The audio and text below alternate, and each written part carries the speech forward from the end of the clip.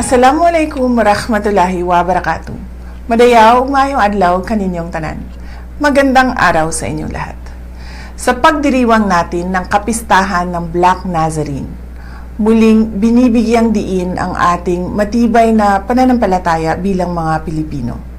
Ang debosyon sa Black Nazarene ay nagpapaalala sa atin ng walang kapantay na pag-ibig, sakripisyo at pagpapakumbaba ni Jesus para sa sangkatauhan. Sa bawat taon, ang bawat hakbang na tinatahak ng mga deboto sa kabila ng hirap at pagsubok ay nagpapatibay sa ating pananampalataya.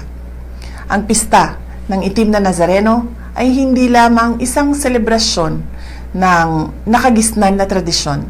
Isa itong panawagan upang pagnilayan ang ating mga pagkukulang, humingi ng tawad at magpasalamat sa lahat ng biyayang natanggap.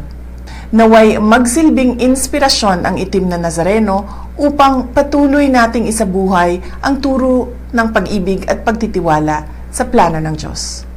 Mahalin natin ang Pilipinas para sa Diyos, sa bayan at sa bawat pamilyang Pilipino. Syukran.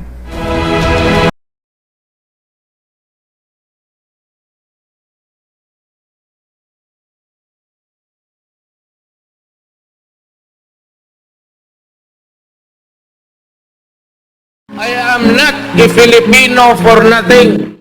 I did what I had to do. And whether you believe it or not, I did it for my country.